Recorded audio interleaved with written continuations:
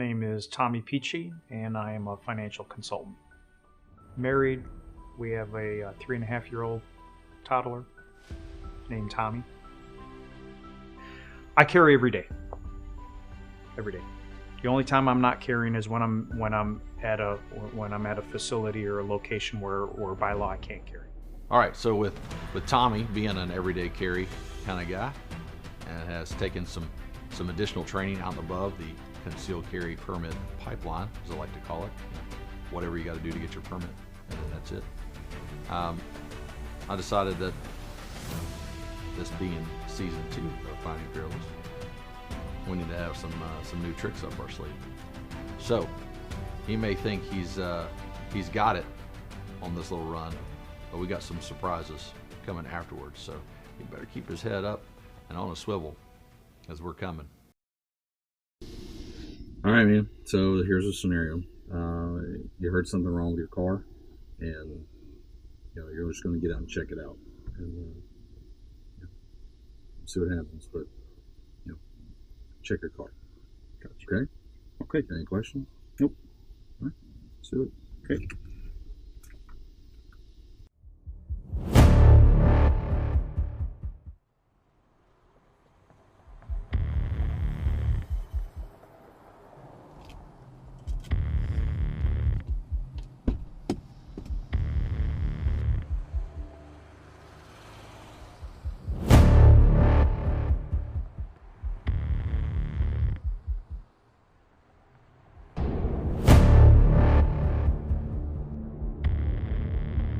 Cage. The cage you call. Give me the cage.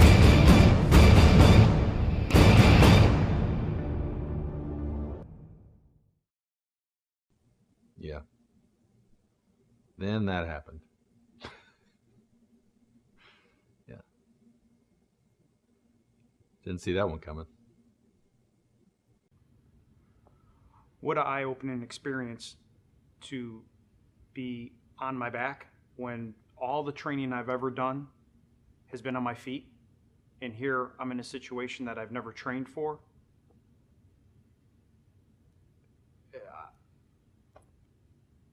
Scared the hell out of me.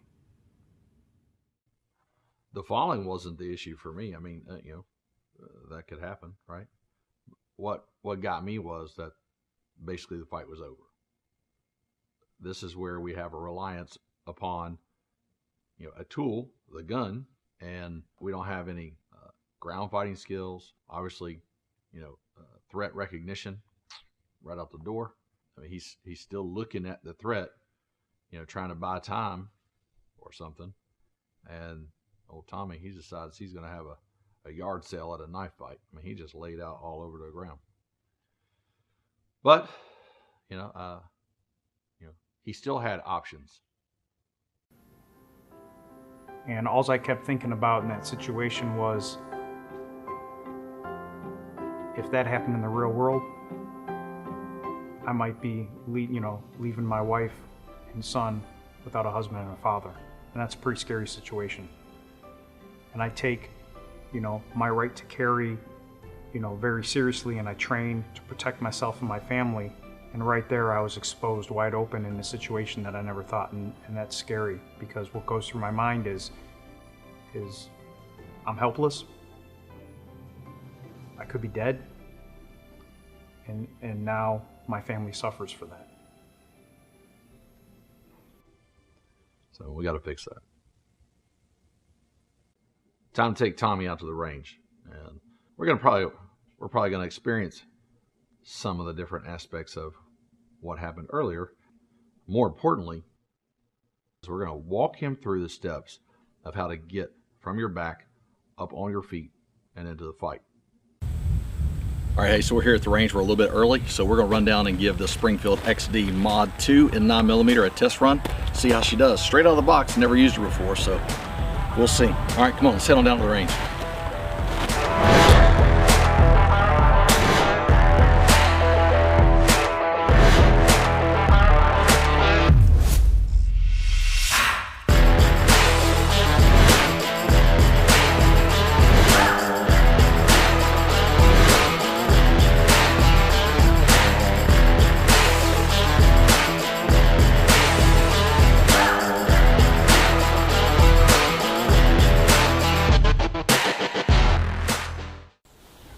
first shots with the XDS Mod 2 in 9mm. Let's do it.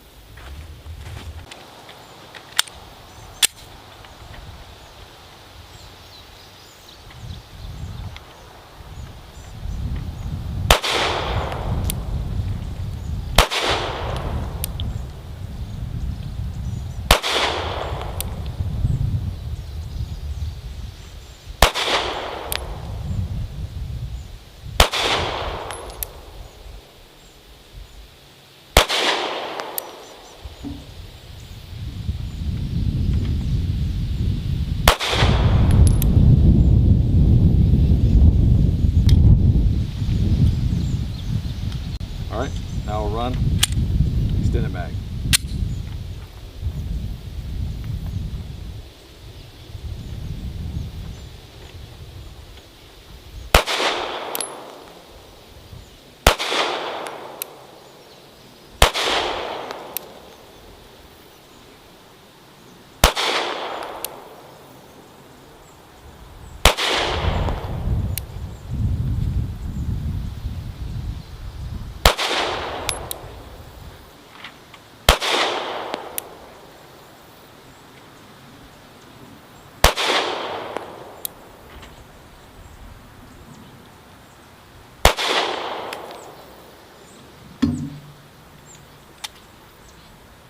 Not bad, Springfield.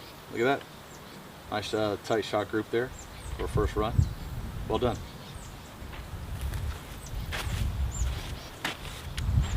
All right, so not a bad little run there.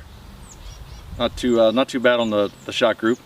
It is a little warm out here, and you know, my hands are a little sweaty, but thanks to the texture grip, I was able to hang on to it. Nice trigger pull, really crisp reset.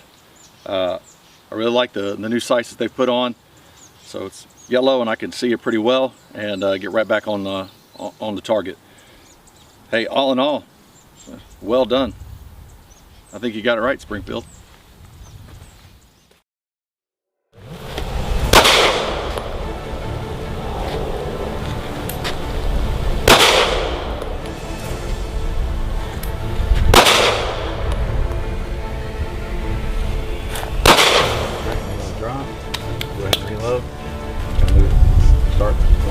Your body start thinking about moving.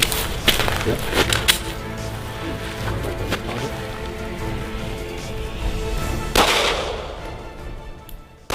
It's a pretty serious issue. And it says a lot about the progression of training. This is where the fallacy in most self-defense shooting classes ultimately breeds this false sense of security and then ultimately complacency on down the line for people who carry every day. And that is, it's what I call the 3 S's in training that most people believe is a reality. First of all, that you're going to be standing, you're going to be static, and more importantly, you're going to see it coming. And I mean, it's rarely the case. Man, dude, I haven't seen you in forever, man. How you been? It's been a long time. I know. What's going on with you? How's the family and stuff? Hey, hold on. What? What's going on? What's going on?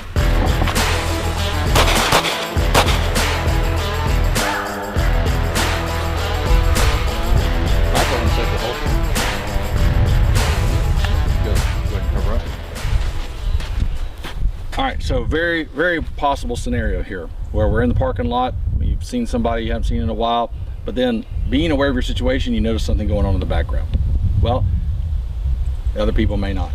So that was a good utilization of a push technique and push forward of them, go ahead and engaging the target, getting the innocents behind you. So well done on that. Think about your family. You may find yourself in a situation where you have to push your family out. Only thing I would say is don't be so quick after that third shot to pull the gun back in. Keep it out on that target because you may not have eliminated the threat. Gotcha. All right, but well done. Well done.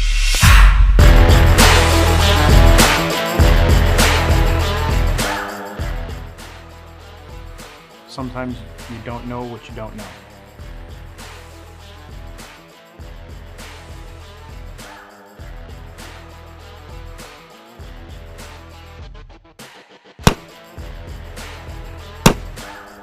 Finger on the trigger, sit up.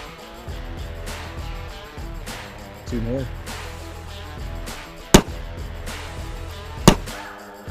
Hand down on the knee. 2 more. 2 more.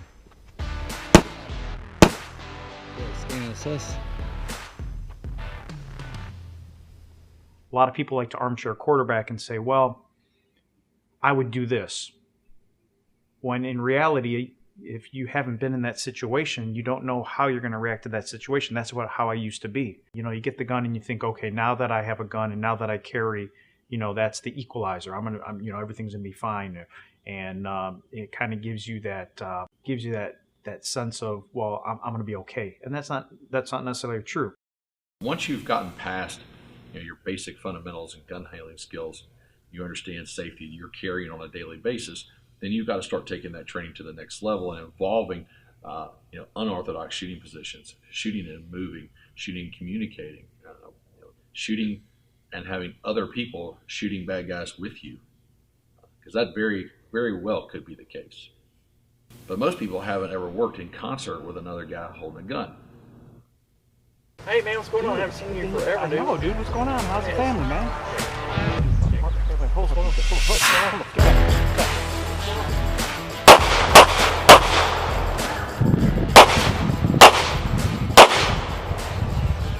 You got one down, man. One down. You alright? Yeah, I got one down too. You load up while I cover. Okay. Alright, back up. I got you. Go ahead. Go ahead. All right, I'm good. Back down. Back down. And unfortunately, in a lot of these training classes, it's kind of like going to the range. It's very static because you have a teacher and instructor up there telling you situations, and you're just sitting there, you know, taking your notes, understanding, learning. No matter what context that this situation happens, if he falls down here, or he falls back down back home, or on vacation, that he can utilize, you know, these techniques to get back up and into the fight. You know, one of the things that this experience has shown me is that I have to think out of the box for myself. You know, most training is, you know, standing, squaring up, you know, shooting at targets, you know, this situation, you know, always being on your feet. And here I was shown that I might not always be on my feet. So for me, it's expanding my knowledge, expanding situations, things that could possibly occur that I never thought of, so that I can always be prepared in any situation that could arise to, you know, that before this I would have never thought possible. So this is where we have to go in that training pipeline and continue to, you know, evolve and upgrade our capabilities, our skills, and our knowledge, because we honestly don't know what the fight's going to bring to us. You know, I don't share a Google Calendar with my bad guys, so they don't really keep me informed of what's going to happen. They pick the time and the place, and it's my job just to be ready.